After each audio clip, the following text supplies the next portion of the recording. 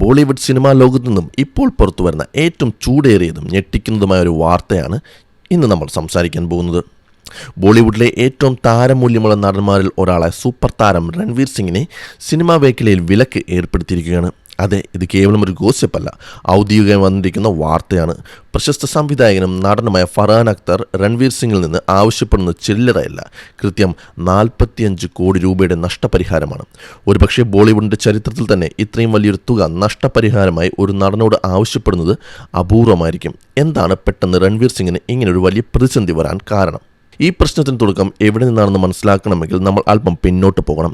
Don എന്നത് Indian സിനിമയിലെ ഒരു ഐതിഹാസിക കഥാപാത്രമാണ്. അമിതാഭ് ബച്ചൻ തുടങ്ങി വെച്ച ആ സിംഹാസനം പിന്നീട് ഷാരൂഖ് ഖാൻ ഏറ്റെടുക്കുകയും 2 ഗംഭീര സിനിമകളിലൂടെ ഡോൺ എന്ന കഥാപാത്രത്തെ അദ്ദേഹം മറ്റൊരു തലത്തിൽ എത്തിക്കുകയും ചെയ്തു. അതുകൊണ്ട് തന്നെ ഡോൺ 3 വരുന്നു എന്ന വാർത്ത ആരാധകർക്ക് വലിയ ആവശ്യമായിരുന്നു. എന്നാൽ 2023 സിനിമാ പ്രേമികളെ ഞെട്ടിച്ചുകൊണ്ട് ആ പ്രഖ്യാപനം വന്നു. ഷാരൂഖ് ഖാന് പകരം ഡോൺ 3 പുതിയ ഡോണായി രൺവീർ സിംഗ് എത്തുന്നു. ആദ്യമൊക്കെ ചെറിയ എതിർപ്പുകൾ ഉണ്ടായിരുന്നെങ്കിലും പിന്നീട് രൺവീർ സിംഗിൻ്റെ പുതിയ ലുക്കും അനൗൺസ്മെൻറ്റ് വീഡിയോയും വന്നതോടെ ആരാധകർ വലിയ മാറ്റം സ്വീകരിച്ചു. ഫർഹാൻ അക്തർ സംവിധാനം ചെയ്യുന്ന ഈ ചിത്രത്തിനായി ഇന്ത്യയൊട്ടാകെ വലിയ കാത്തിരിപ്പിലായിരുന്നു. എന്നാൽ പിന്നീട് മാസങ്ങളോളം ഈ സിനിമയെക്കുറിച്ച് യാതൊരു വിവരവും ഉണ്ടായിരുന്നില്ല. ഒടുവിൽ എല്ലാവരെയും ഞെട്ടിച്ചുകൊണ്ട് ആ വാർത്ത വന്നു. ഡോൺ 3 നിന്ന് രൺവീർ സിംഗ് പിന്മാറി. സിനിമയുടെ പ്രീ പ്രൊഡക്ഷൻ ജോലികൾ വലിയ രീതിയിൽ പുരോഗമിക്കുന്നതിനിടയിലായിരുന്നു യാതൊരു മുന്നറിയിപ്പില്ലാതെയുള്ള ഈ പിന്മാറ്റം.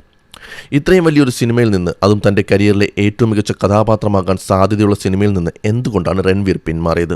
പുറത്തുവരുന്ന റിപ്പോർട്ടുകൾ സൂചിപ്പിക്കുന്ന പ്രകാരം ചിത്രത്തിൻ്റെ അണിയറ പ്രവർത്തകരുമായുള്ള ക്രിയേറ്റീവ് അഭിപ്രായ വ്യത്യാസങ്ങളും ഷൂട്ടിംഗ് അനാവശ്യമായി വൈകുന്നതിലുള്ള അതൃപ്തിയുമാണ് രൺവീറിനെ ഈ തീരുമാനത്തിലേക്ക് എത്തിച്ചത്. എന്നാൽ രൺവീറിൻ്റെ ഈ പെട്ടെന്നുള്ള മാറ്റം വലിയൊരു സാമ്പത്തിക ബാധ്യതയാണ് നിർമ്മാതാക്കൾക്ക് ഉണ്ടാക്കി വെച്ചത്. ഫർഹാൻ അക്തറും റിതേഷ് സിദ്വാനിയും നേതൃത്വം നൽകുന്ന പ്രശസ്ത നിർമ്മാണ കമ്പനിയായ എക്സൽ എൻ്റർടൈൻമെൻറ്റിന് ഈ പ്രൊജക്ടിൻ്റെ പ്രീ പ്രൊഡക്ഷന് വേണ്ടി ഇതിനോടകം തന്നെ 45 കോടി രൂപയോളം ചിലവായിരുന്നു. ലൊക്കേഷൻ കണ്ടെത്തൽ, വിദേശത്തെ ഷൂട്ടിംഗ് അനുമതികൾ, സെറ്റ് വർക്കുകൾ തുടങ്ങിയ കാര്യങ്ങൾക്കായിരുന്നു ഈ വലിയ തുക ചിലവാക്കിയത്. ഒരു താരം പെട്ടെന്നൊരു വലിയ പ്രോജക്റ്റിൽ നിന്ന് പിന്മാറുന്നത് നിർമ്മാതാക്കളെ എത്രത്തോളം തളർത്തുമെന്നതിൻ്റെ ഏറ്റവും വലിയ ഉദാഹരണമാണിത്.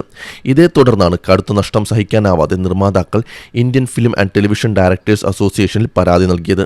ഈ പരാതി പിന്നീട് സിനിമയിലെ ഏറ്റവും വലിയ തൊഴിലാളി സംഘടനയായ federation of western India cine എംപ്ലോയീസിന് കൈമാറി.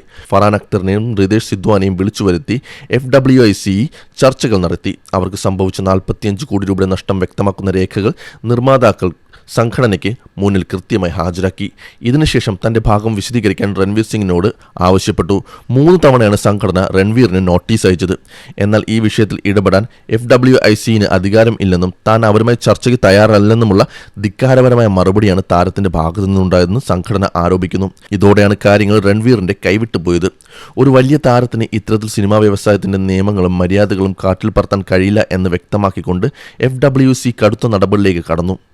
രൺവീർ സിംഗിനെതിരെ സംഘടന നിസ്സഹകരണ നോട്ടീസ് അഥവാ വിലക്ക് പുറപ്പെടുവിച്ചു. എന്താണ് ഈ വിലക്ക് കൊണ്ട് അർത്ഥമാക്കുന്നത്? 5000-ലധികം അംഗങ്ങളുള്ള 32ഓളം യൂണിയനുകളുള്ള ഒരു വലിയ സംഘടനയാണ് FWICE. ഈ വിലക്ക് പ്രകാരം രൺവീർ സിംഗ് ഈ പ്രശ്നം നേരിട്ട് വന്ന് പരിഹരിക്കുന്നതുവരെ ഇന്ത്യയിലെ ഒരു സിനിമാ തൊഴിലാളിയും, അതായത് ടെക്നീഷ്യന്മാർ, സ്പോട്ട് ബോയ്സ്, വാനിറ്റി വാൻ സപ്ലയർമാർ തുടങ്ങി ആരും തന്നെ രൺവീർ സിംഗിനൊപ്പം പ്രവർത്തിക്കില്ല. സിനിമകളിൽ മാത്രമല്ല, പരസ്യചിത്രങ്ങളിലും മറ്റും ഈ വിലക്ക് ബാധകമായിരിക്കും. ചുരുക്കത്തിൽ രൺവീർ സിംഗിന്റെ സിനിമാ ജീവിതം പൂർണ്ണമായി സ്തംഭിക്കുന്ന അവസ്ഥയിലായിരിക്കുകയാണ്. FWICE ചീഫ് അഡ്വൈസർ അശോക് പണ്ഡിറ്റിന്റെ വാക്കുകൾ ഇങ്ങനെയായിരുന്നു: നിർമ്മാതാക്കളുടെയും സിനിമാ വ്യവസായത്തിന്റെയും താല്പര്യം മുൻനിർത്തിയാണ് ഞങ്ങൾ ഈ തീരുമാനമെടുത്തത്.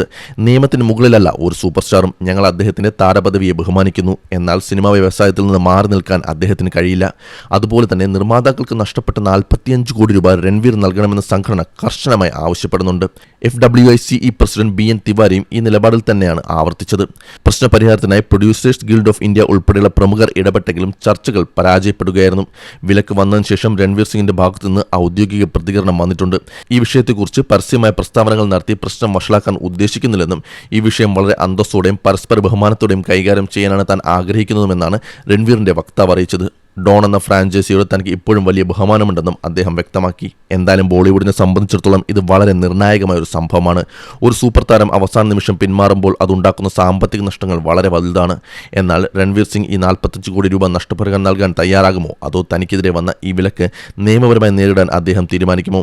വരും ദിവസങ്ങളിൽ മാത്രമേ ഇതിനൊരു വ്യക്തമായ ഉത്തരം ലഭിക്കുകയുള്ളൂ.